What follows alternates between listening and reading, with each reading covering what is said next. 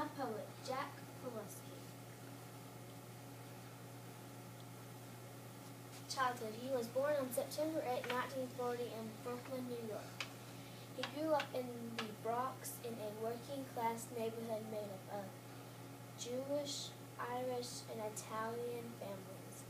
His father, mother, and younger brother lived in a 6-story apartment house where everyone knew everyone else. He was a poor kid growing up, and he said he was a sensitive kid in a working-class neighborhood. I got beat up a lot. I was a skinny kid with a big mouth, a bad combination. Education. He attended local public schools in the Bronx, hated it, and was bored in class. After teachers discovered he had musical talent, they suggested he attended the High School of Music and Art. He graduated in 1958 and went to Hunter College for 2 years. He studied philosophy, psychology, and flunked English 3 times before he dropped out. Personal life. He married his wife Carolyn in 1979. He met when he was on a book tour in Albuquerque, New Mexico, and she was a children's librarian who was tasked with showing him around town. He claimed it was love at first sight and even asked for her hand in marriage at the first day he met her. He had lived in Arizona, Boston, New York, and Washington. He currently lives in downtown Seattle, and had an apartment on Bainbridge Island. Driving a cab, moving furniture.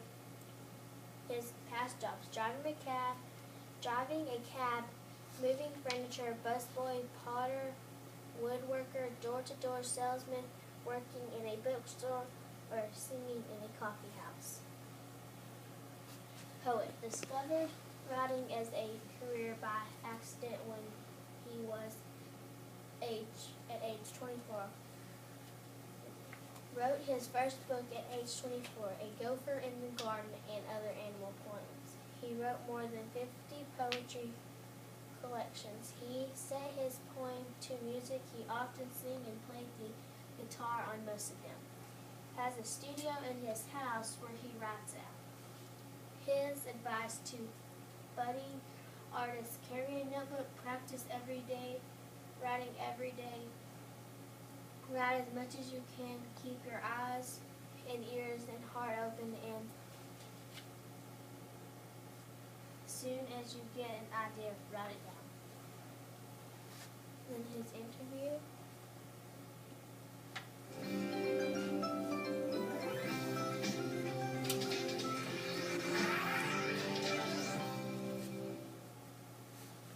when I did the first large anthology, poets were charging a lot less, and I was able to put in over 600 poems. When I did the 20th century anthology, it's about a third the size, and I think it cost more to do. I guess poets wised up. But the poetry I read when I was a kid, a lot of it was didactic. It was preachy, it was moralistic, it was condescending, some of it was silly. That's not what kids want. Kids are flesh and blood. They want stuff. They want good stuff. So I made it a point to avoid all of those things. I think that the best poets who've ever written for children are alive now and were alive in the last 20 or 30 years. It just changed. Poets realized that they could write about food fights and about aliens from outer space. I'm never without a notebook. I have one here. I wear cargo pants a lot, so it's easier for me to slip a notebook, and I always carry a notebook and at least 2 pens in case one runs out of ink. I'm a compulsive note taker. As it happens, last night I couldn't sleep. I woke up at 3:15, and I went into the bathroom of our hotel room so as not to wake my wife.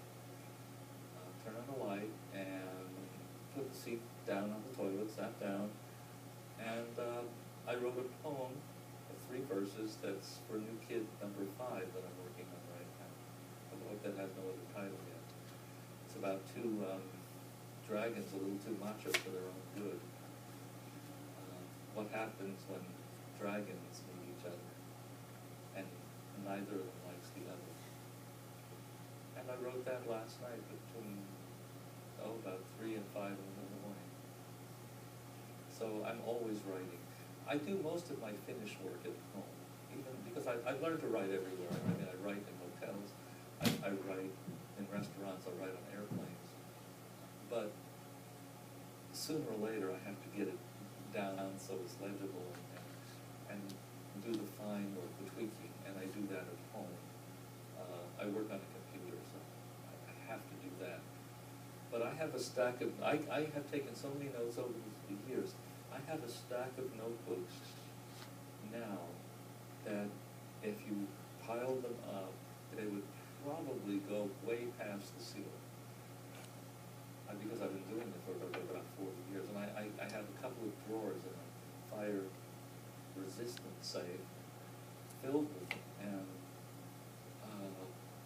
because I have this fear that I will lose them, and I still haven't culled. There are ideas I haven't touched yet from 30, 40 years ago, and I'm going to have to do this next book because I'm running out of new ideas. Poetry can be fun.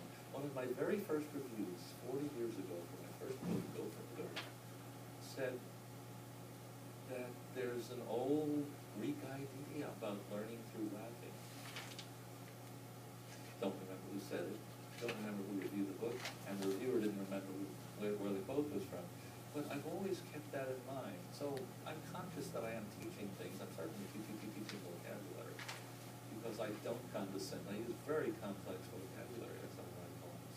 I mean, use words like mucilaginous and gelatinous and eviscerate, evaporate.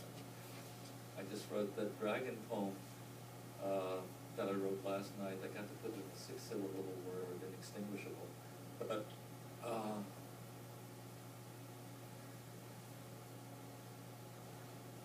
I'm conscious. I like to laugh, and I want to make other people laugh. And that's really what I'm trying to do. I just happen to be able to make those things rhyme. Would I have been better off writing prose? I don't think so. There's plenty of people that do it so much better than I do or could. And I'm really happy to do what I'm doing. You see, these boring teachers I had, and they would recite a poem and then say, now open your history book, your geography book to page 122 or whatever. Well, my feeling is, find a poem that goes along with the other thing you're teaching. I mean, if you're teaching math, find some poems about math. If you're teaching about the food chain, you'll find plenty of funny poems about food. I used to talk about a poem called Willie Ate a Worm, and I say, do the food chain and talk about eating a worm. And don't be afraid to combine poetry with other media. So we've had kids set poems to music, combine them with art, make little paintings and mobiles and sculptures and dioramas, put on plays. Really, the only limit is their imagination and the teacher's imagination. I mean, it's all out there. It's like the idea that the words are all out there. I mean, I didn't invent, except, well, I do invent some words, but basically all the words I've ever written were in the dictionary. It's just finding the way to combine. Find the key. There's a key to every poem. Remember that when the poem was written, the poet wrote that poem because something happened to the poet first. It was something felt or thought or remembered or dreamt or experienced. So try to put a little of the same feeling into recreating the poem in the class that the poet put into writing the poem. For more author interviews, recommended reading lists, and information about teaching kids to read, please visit us. The poem. Bad. My sister is a sissy. My sister is a sissy. She's afraid of cats and dogs. A toad can give her tantrums. She's terrified of rats. She screams at things with stingers, things that buzz and things that crawl. Just the shadow of a spider sends my sister up the wall. A lizard makes her shiver. A turtle makes her squirm. She positively cringes at the prospect of a worm. She's afraid of things with feathers. She's afraid of things with fur. She's afraid of almost everything. How come I'm scared of her?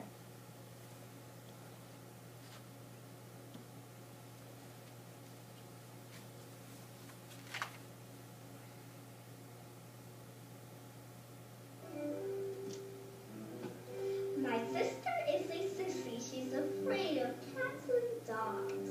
A toad can give her tantrums, and she's terrified of rats. She screams at things with stingers, things that buzz and things that crawl. Just the shadow of a spider sends my sister up the wall. A lizard makes her shiver, and a turtle makes her squirm. She positively cringes at the prospect of a worm. She's afraid of things with feathers. She's afraid of things with fur. She's scared of almost everything. How come I'm scared of her?